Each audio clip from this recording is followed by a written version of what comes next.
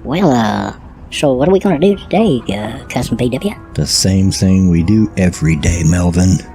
Try to take over the neighborhood.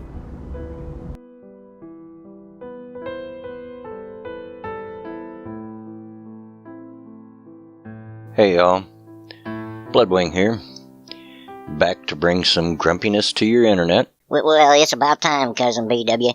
I mean, I ain't saying you're lazy or nothing, but it's been a little while. What are we gonna look at today? Yeah, and I've been kind of busy lately, Melvin, you know that. But you're right. Anyway, I thought we'd take a look at our old friend Marina Shut Up. We haven't looked at her for a little while. Oh, no, not her. And they say I'm clueless. You're gonna regret it, Cousin BW. You know you will. It's bad for your digestion. Yeah, you're probably right, Melvin.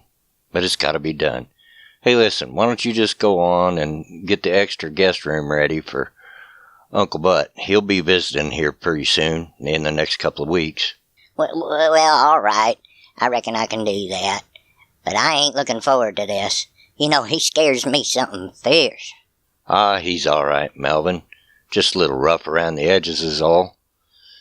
Just remember one thing and you'll be all right.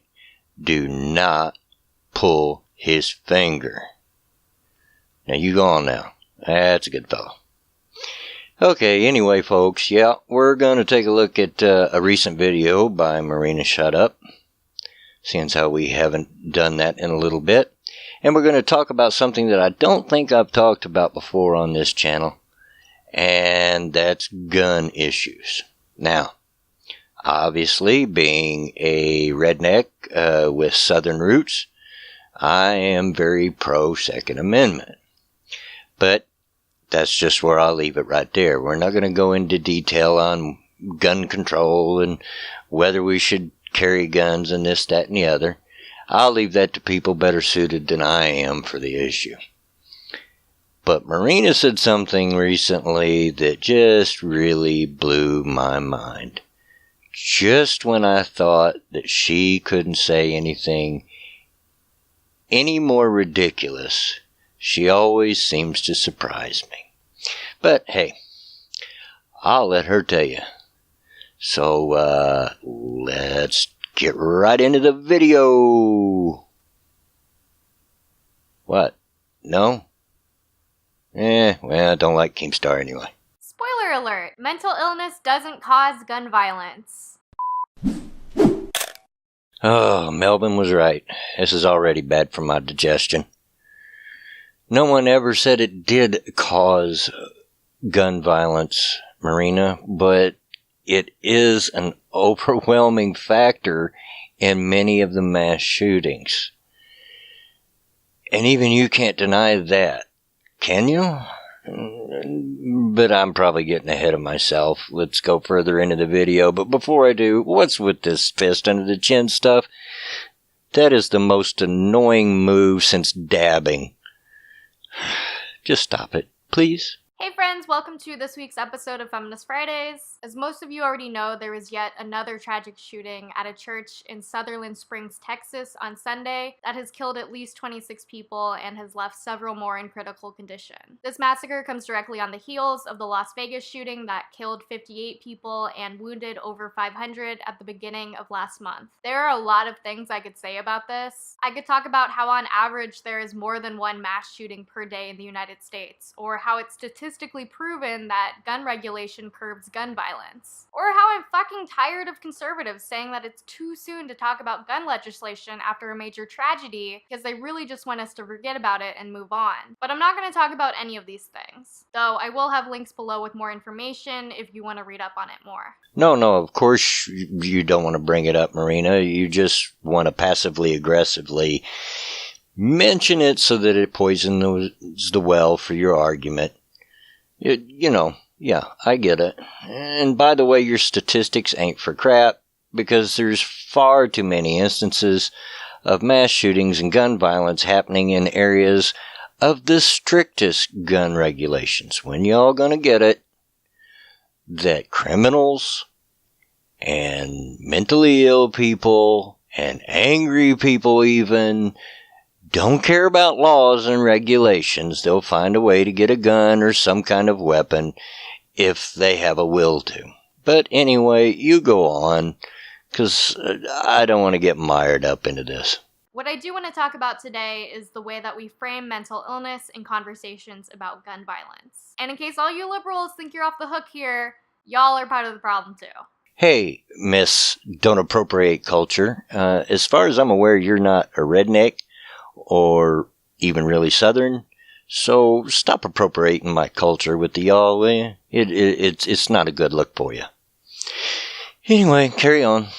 So for pretty much the entire time I've been alive and have been hearing about conversations about gun control and gun violence, mental illness has almost always been used as a scapegoat. And this is a huge talking point for Democrats who have been trying to reform gun laws for years. If you know anything about me, then you know that I am the biggest liberal SJW that there is, pretty much. It's just kind of who I am as a person. I vote Democrat, but I have a lot of problems with the Democratic Party. Like, so many problems. So stop with the identity politics, quit voting strictly across party lines, and vote with what you agree with. It's really not that hard. In response to the shooting, liberal comedian Chelsea Handler tweeted, "Mental health issues without guns are people with mental health issues. With guns, they become murderers." You know, I pride myself on not being a murderer, but apparently if I'm ever given a gun, the bloodlust is just gonna take control of me. But of course, this is not just a Democratic problem. I've seen conservatives argue these talking points as well. Actually, on Monday during a news conference, Trump said, "I think that mental health is your problem here. We have a lot of mental health problems in our country, as do other countries. But this isn't a guns situation. This is a mental health problem at the highest level." Gun control advocates were, of course, quick to point out the hypocrisy in Trump's statements, since he rolled back a regulation in February that would have made it harder for mentally ill people to purchase guns. However, despite the inconsistencies in Trump's words and actions, which is nothing new, I don't believe that blaming mass shootings on mental illness is helpful either. Way to compare apples and oranges here, Marina. Yeah, Chelsea worded that badly. But to compare it to what Trump said, you know good and well what he was saying, and you're misrepresenting it. He's not saying that just mental health alone makes you a shooter, but it is a heavily contributing factor to many mass shootings. Hashtag not all, but many of them. And it is an issue that needs addressed. Go on. Because I'm gonna let you in on a little secret. Mental illness doesn't cause gun violence. Okay, fine, Marina. But nobody is saying that all mentally ill people will become a mass shooter. But it does play a significant part in those that have become a mass shooter, and you're glossing over that. You seem to be thinking that we're saying all mentally ill people will be mass shooters. Which you're not the only one. As researching this, I put in a Google search, and all the typical liberal news sites, CNN, Vox, The Atlantic, USA Today, yada yada, spit out the same talking points that you are. Nobody's saying that all mentally ill people will cause violence. Nobody. But what they are saying is it does play a contributing factor more often than not. Maybe not all, but quite often. And even in the case that you've just brought up, the Texas church shooting, it was brought out that the man was mentally ill. Also had a history of violence, which you'll touch on in a little bit. But even then, it's not overlooking the regulations as you tried to assert here. Since then, the Air Force and many others have come out that yes, there was a breakdown in the chain of communication. This man should not have had a gun, and that they are working hard to make sure that that never happens again. There were regulations in place to stop this. It just broke down. And anytime you get human beings involved, there can be human error. It's an unfortunate side effect. I wish it was perfect, but it's not. But yeah, you seem to be missing the entire point, and you are not addressing at all the fact that the people that have done mass shootings, the last two especially, were mentally ill. You're glossing right over that and trying to cloud the issue by making it something it's not. Anyway, I interrupted you again. Please go on. In direct response to Trump's statements, the American Psychological Association criticized Trump for blaming the massacre on mental health and not on inadequate gun legislation. President of the APA, Antonio E. Puente, released a statement saying, "Calling this shooting a mental health problem distracts our nation's leaders from developing policies and legislation that would focus on preventing gun violence through a scientific public health approach." Because guess what? The majority of folks struggling with mental illness aren't actually violent. According to the U.S. Department of Health and Human Services, most people with mental illness are not violent, and only 3 to 5% of violent acts can be attributed to individuals living with a serious mental illness. In fact, people with severe mental illnesses are over 10 times more likely to be the victims of violent crime than the general population. Okay, but what about those 3 to 5% of mentally ill people that are violent? Well, of those violent acts committed by mentally ill people, most don't involve guns. So, do you want to know who's most at risk of a mentally ill person with a gun? The mentally ill person with a gun. Studies suggest that suicide attempts using guns are fatal in the vast majority of cases, while attempts using cuts or poisoning are only fatal 6 to 7% of the time. There's a lot to unpack in the conversations surrounding guns and suicide and personal autonomy, but this video does not have the scope or the time to do that, so we're just not gonna do that. Nice deflection there, Marina. Of course you're not going to do that, because to delve into that would disprove the point you're trying to make. Because if you care about people, and especially the mentally ill people that you're trying to make it look like you care about, then even on the case of high suicide incident, you might want to make it harder for them to get guns. So mental illness in the question of gun control has to be talked about. Your side is constantly bringing up gun control and that there needs to be more legislation and everything. What's going to make you happy? It has to start somewhere. And mental illness definitely plays a part in the equation. Is it the only part? No. And no one is saying it is, even though that's what you're trying to make it look like here.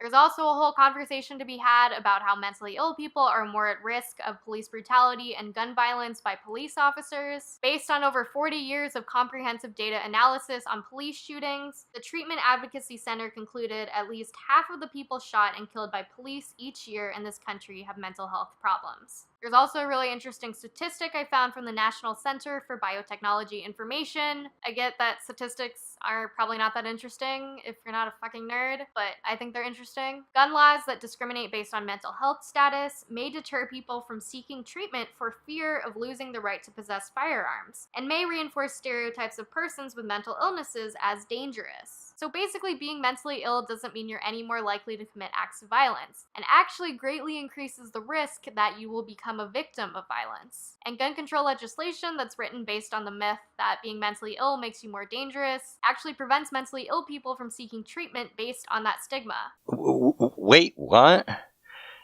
So banning mentally ill people from having firearms might cause them to not seek help? Really? What are you suggesting here? That we should let them have guns? I mean, you've already said, and I don't doubt these statistics, that they are very likely to be shot and killed by police officers if they break the law, because they don't act in a rational way. I haven't looked into those statistics, but I really don't doubt them.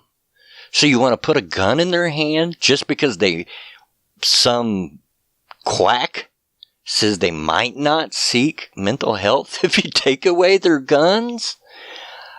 This has to be among one of the dumbest things I've ever heard from anybody. I'm sorry. I've really tried to kind of get away from the ownage stuff a little bit, but darling, think about what you're saying. It is is good to know that there are better indicators of whether or not a person will commit acts of gun violence in the future. The greatest risk factors are having a history of domestic violence or violent misdemeanor crimes. So basically, common sense. If a person is violent in the past, then there is a likelihood that they will be violent in the future. Yeah, I told you she'd bring this up, and I've already addressed that, especially in the case of the church shooting, they admitted that there was a history of violence that should have been passed along, and if it had been like it was supposed to have been, he would have never have gotten that gun. Not legally, anyway. But I want you to remember this, what she says right here, and we'll bring it up again in just a minute. Not always, but it's good to look out for it, especially if you're passing gun control legislation. Wink, Congress people. Oh, please, please, please stop it with the fist under the chin stuff. Ooh. I know I just threw a lot of statistics at you guys, and I apologize. Sort of, but it was informative, and it's good that you learn some things sometimes. So I want to end this story with an anecdotal tale. This is from a Slate article written in 2014 by a clinical psychologist working in a psychiatric hospital. She tells the story of a schizophrenic elderly woman who ended up in the hospital because she had stabbed another person at the grocery store. At her commitment hearing, she testified that she'd become extremely upset at the grocery store before repeatedly stabbing the man in front of her in the checkout line. The hearing officer, aware of her history and sympathetic to this woman with such a sweet demeanor, asked helpfully if she had been hearing voices at the time. Yes, she replied, she had. And what were the voices telling you? The officer inquired supportively. She explained that the voices were telling her not to hurt the man, but he had gotten in the express checkout lane with more than 10 items, and that made her so mad that she couldn't stop herself. In addition to being a valuable cautionary tale about grocery etiquette, the story illustrates an important truth about violence and mental health. Violence is not a product of mental illness. Violence is a product of anger. When we cannot modulate anger, it will control our behavior. Remember when I asked you to remember that part a while ago when she said it was about violence? Yeah, here we go. Nice little story you told there, Marina, but I also noticed how you glossed over the fact that it completely disproved the entire argument that you were trying to make here, which is often the case. Are you honestly going to tell me that without her mental illness, that lady would have still stabbed that person in the checkout line just because she was angry? I posit that it was because of her mental illness that she did not have the self-control to act out on her anger. I've been in many a checkout line, and yeah, it really irks me to see people with more than 10 items in that checkout lane. But guess what? I've never stabbed anybody. Wonder why that is. Oh, maybe because I'm not mentally ill? No, am I saying that non-mentally ill don't commit violent crimes? No, of course not. But when we're talking about senseless, irrational acts of violence, such as mass shootings, I am absolutely positive that statistics will hold out that in most cases that person either had a mental illness or had some form of mental break, which caused them to be unable to handle their anger in a rational and reasonable fashion.